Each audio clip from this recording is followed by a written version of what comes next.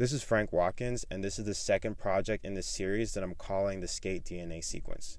As someone who's been studying psychology for the past 11 years, I was always bummed out because I was caught in between a bit of a split between who I am and what I do. A lot of people like me who skate are by and large nonconformists. We did not fit in, so we picked up a skateboard and instead decided to fit out. Over the last year, I got the opportunity to do research on psychology, specifically the psychology of skateboarding. And I've realized that you can't sugarcoat or dress it up to look any better than it actually is. Skateboarding is grimy, filled with chaos, beef, fights, drugs, and negativity. Though there are still a lot of good parts to it.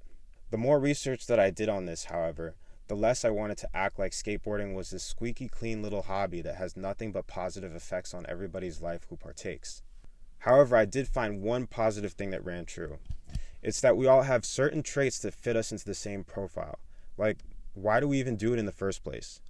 The beginning of everybody's skate story starts with a slam, but there's something crazy about the people who fall on the ground and get back up bruised, in pain, but are just absolutely stoked and keep doing it for the rest of their lives. The reason why this project is called the Skate DNA Sequence is because with this, I want to put together piece by piece what we share in common, what makes us all the same. Because I've realized that we all have the same blood running through our veins. I met this dude Tyler skating at BAM's compound last year, and we have kept in contact since. I actually wrote a paper for my cognitive neuroscience class on flow states and posted it up on my Instagram, and Tyler reached out to me. We talked a bunch about both of our ideas through DM on the subject and talked about how it could be used to improve your skateboarding. Since that conversation, I could tell that this dude was tapped into psychology and, like me, was able to translate and extrapolate it into something that informed how he lived, outside of any classroom, peer-reviewed literature, or any books written by authors who could never relate to us. So for this second project, I took the train down to Philly to link up with Tyler, with a camera and a microphone that I rented from my school for the weekend, and the rest is absolute history.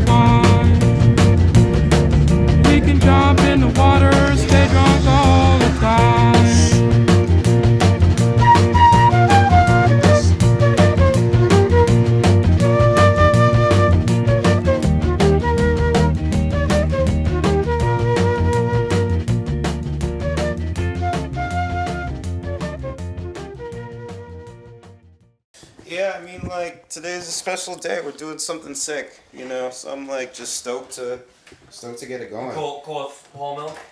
Yeah. What keeps you going at this point with your skateboarding? Like, why do you still do it after all these years? I haven't found anything better or cooler. I've done all the board sports. I think skating's the best one by far, and it just continues to be the best and most exciting thing, and the best outlet for creating a good life out of anything I've ever done.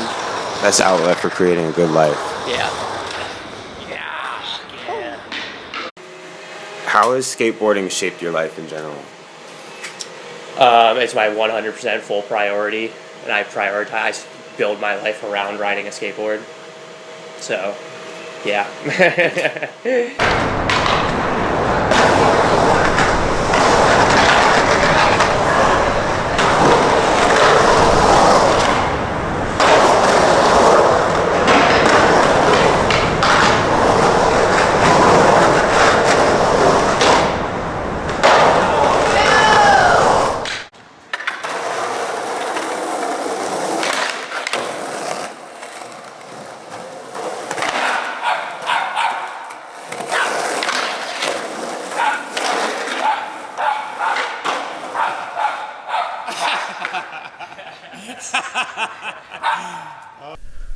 I always think about skateboarding as being dictated by karma ever since I saw Mark Gonzalez say this on Jeff Grosso's Love Letters to Skateboarding.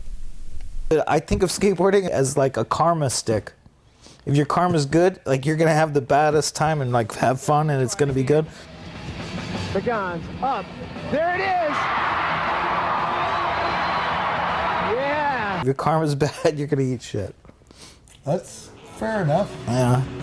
I guess it's something about my karma on this trip was good because Tyler was just trying to find a random sesh, and the day that I arrived, we got a rare invite to skate an indoor vert ramp.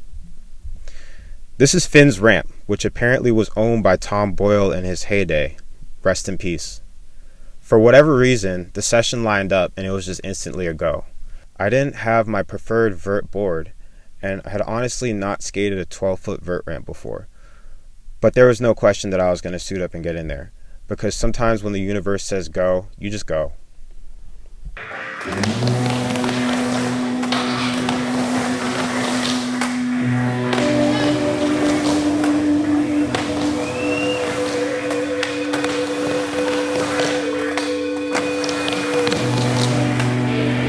I don't know, like I told you a lot of times I want to talk about like the mental health aspect and like the psychological aspect. Do you have any like personal stories of how like mental health and or illness has impacted someone in your life? Everybody experiences some in some way, in shape or form. I had one of my childhood friends take his own life, a little later in life, but still really, really heavy. And one of the first kids that I ever skated with. That was a really tough thing.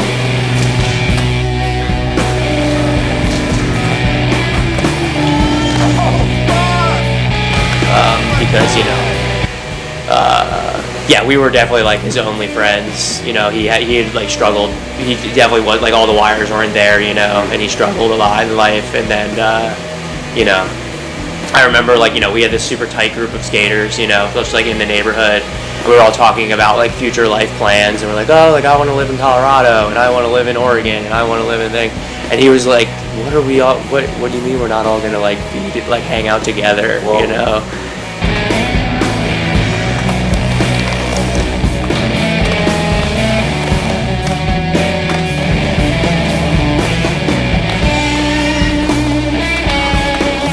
That moment always stuck with me. And then a few years later, we're all living all over the map, and he was living down in Tennessee. And then we just got a call one day, and I was like, it was just like super bummer, super heavy.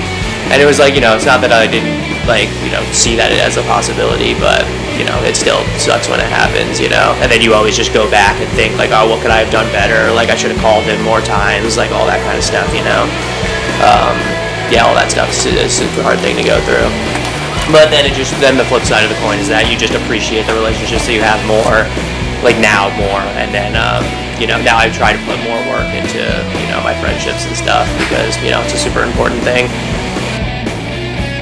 Do you feel like your homie would ever hit you up and you weren't really responsive or something like that? Is that why? There were definitely some times, because we would just talk on the phone and it would be just the same shit over and over and over again. And then there were some times when I wouldn't pick up, and then in the end I ended up regretting that a lot.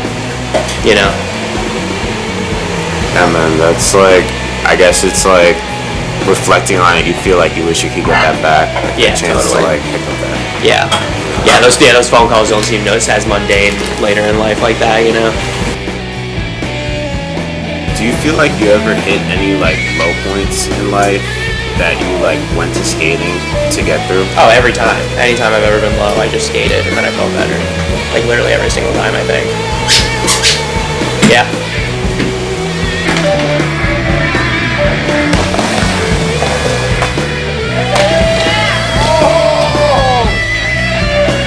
I don't know, I guess that kind of speaks to everybody says that skateboarding saved lives, Yeah. I feel like and it's skateboarding is really good for getting you out of your brain and into your body. If your brain is spiraling and having a hard time, when you're on a skateboard you can't be thinking. You have to be just feeling and doing the thing because it's dangerous and you'll get hurt if your brain isn't there. So if you get on your skateboard, you immediately get out of your head and you're interacting with the environment and doing all the important things.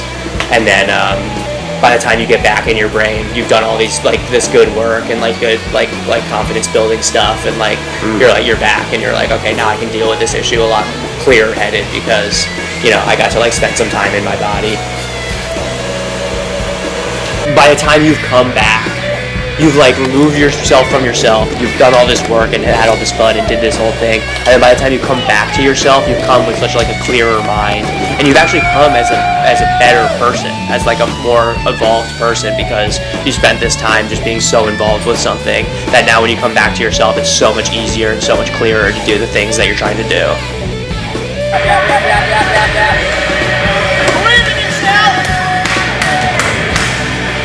Yeah, totally.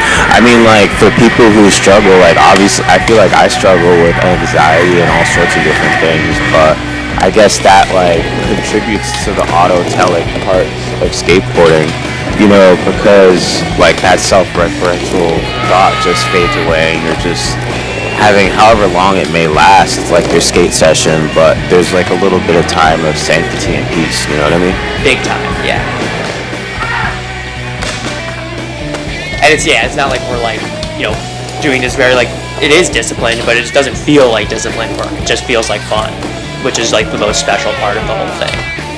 Yeah, totally. I mean, skateboarders, I feel like as skateboarders, like, I think that there may be like some people who came for the image or some people who came because it was natural, but I think that everybody who stayed because it gave them a way to cope with life. And like they said, like the any activity that like gets you to flow state becomes addictive because it's so rewarding, it's so exciting, and it is like the peak human experience. So yeah, they end up just getting addicted to the activity, but it's like such a healthy addiction, Totally. I mean, like, yeah, I've seen people like be like completely homeless and strung out, but like still on their skateboard. And it's like the only thing that keeps them stable. Yeah, 100%. Yeah. It's a powerful tool. For sure. It's like basically free. You can just go outside and do it.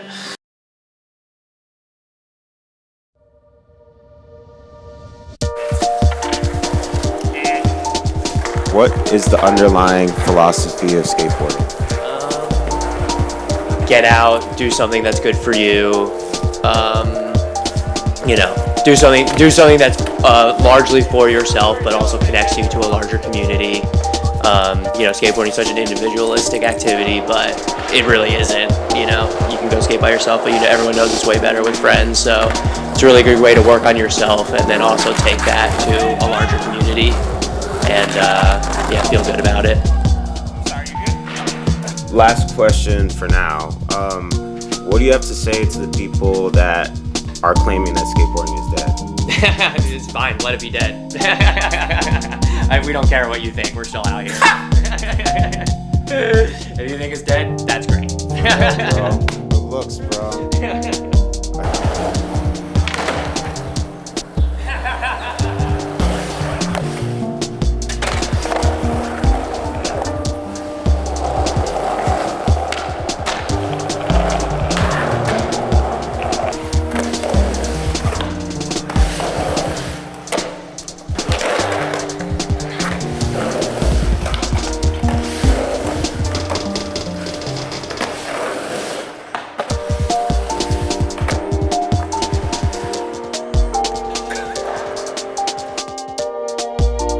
After a long trip, I said my goodbyes to Tyler and his fiancée Bridge, booked a quick bus ride home, and I was on my way.